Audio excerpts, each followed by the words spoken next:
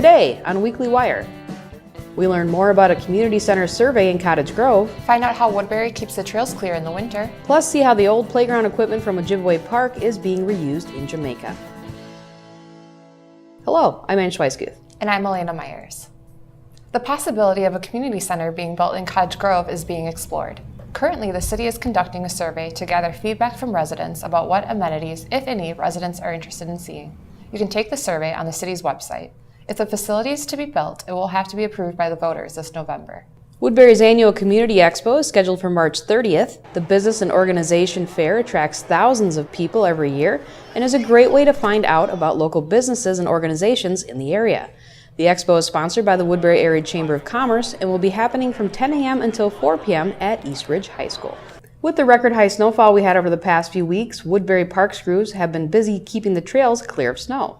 We recently met up with Kevin Burston to learn about the trail clearing process. Hi, this is Kevin Burston, and this is Woodbury Works. We've got about 160 miles of trails in Woodbury, and of that 160, we plow roughly 127. Typically, after a 2-inch snowfall, city crews will begin to clear first along school trails. The second priority is trails adjacent to city roadways, and the third priority is interior park trails. Different equipment is necessary depending on the snowfall. We have 6 3/4-ton pickups with V-plows and 2 bobcats that are typically out on each snow event. We have to sometimes bring out 8-foot blowers that are attached to tractors that we have to use. It is the city's goal to try to complete all of the trails within 2 working days. That can change depending on equipment breakdowns, the type of snow that we get, and the timing of the snow events. We typically have 8 employees that are assigned to plow the trails during each event. We've got a great crew that do a tremendous job in the snow removal process for all of the public to enjoy. With all the snow finally disappearing, Public Works staff will now start focusing on spring and summer duties, which include tasks like fixing potholes, street sweeping, and hydrant flushing, so be on the lookout for city crews.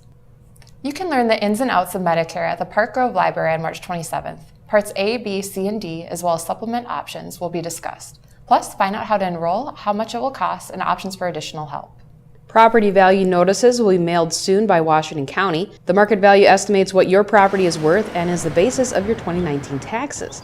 If you disagree with these assessments, you can appeal in one of 3 ways. First, you can contact the county assessor's office and speak with the county appraiser. You can also attend one of the open book meetings scheduled at various locations and speak with county officials in person. You can also appear before the County Board of Appeals by contacting the assessor's office by April 30th. Well, last year the Cottage Grove City Council welcomed a new city administrator. Even though she was new to the title, Jennifer Levitt has been a longtime member of the city staff. Yep, perfect, ready? I'm a really driven person. I really like to set goals and aspire to achieve them. I'm really passionate, so the things that I have interest in, I pursue pretty hard. I've worked for the city of Cottage Grove for almost 15 years. My passion for the city really has come from the opportunity to make a difference, seeing improvements that happen in the community, such as, building a new fire station or a new city hall or the Hero Center. Seeing things just improve for our residents and for our community and for our region, those are the things that I really enjoy. When I first started at the city, I was the city engineer. We did the first 6-legged roundabout at Jamaica Avenue in 61, which was new for the state. So that was a really big challenge right at the beginning of my career. The one thing that I really enjoy is seeing how the residents get to enjoy the things that we develop and build. Fun things like the splash pad, seeing kids out there on a summer day enjoying that and knowing that you had a part in it, or seeing kids skate at the ice arena, or see residents utilize our trails and parks. There came a natural progression in my career where I was able to move to the community development director, so really focusing heavily on both economic development for retail and industrial growth, but then also on residential. That is really one thing that I've enjoyed with my career here and seeing the city grow in so many different areas. I'm married, I have a husband and 2 kids. You guys are gonna have to share. My husband's a fish biologist with the DNR, which really goes well with our family's love for the outdoors and fishing and kayaking. We enjoy doing a lot of those things as a family. I have a daughter who's in 7th grade and a son who's in 3rd grade. Our son Caleb is adopted from South Korea, and that was really an exciting journey for us as a family to bring him home. took us over 2.5 years to finally have the opportunity to be matched up with Caleb. We got to be matched with him when he was about 4 months old, but we weren't able to bring him home from Korea until he was 22 months old. And so obviously our family had been progressing on that journey together, and so we had the exciting opportunity as a family to all go to South Korea to bring Caleb home. And so it was really an exciting opportunity as a family to be connected in Korea and then come home together. We had seen him in pictures and got updates about him, but this was the first day that we actually got to see him in person and hold him and to really see and to know Caleb that day. So that was kind of like opening that extra special Christmas present that we had been anticipating for so long. Between my family and the city's growth, we've kind of grown together over the last 15 years.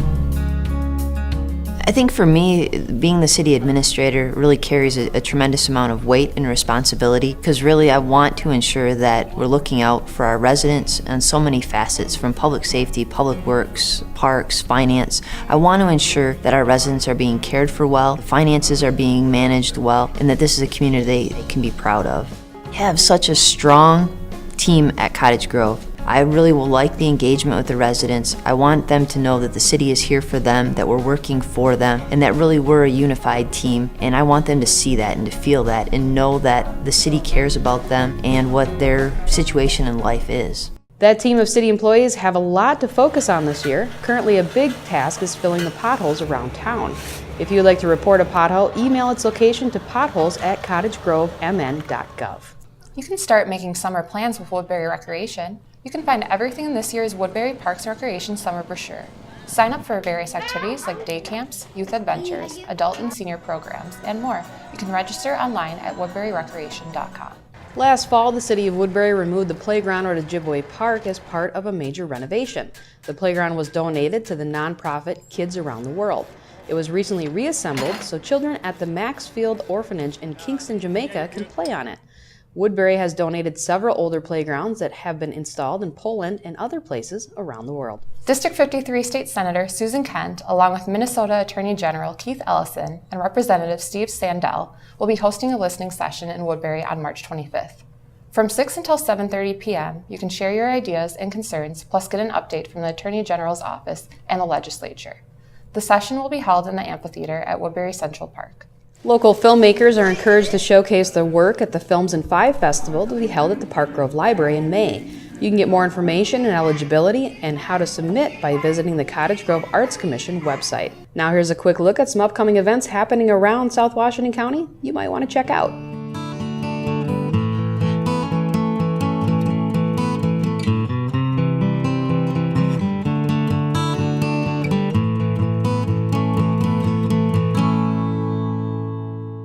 Well, Elena, spring is finally officially here. That's right. With the nicer weather comes the snow finally melting. That's right. It was a long winter, but it's finally melting. Of course, that melt will bring some flooding issues in the area, and next week we hope to bring you more information about flooding. So sandbagging and all those issues are going to start coming up. But I think we're happy that the snow is finally going. Absolutely. I'm sure the public works crew is as well. Yes, yes. Well, have a great week. We'll see you next time.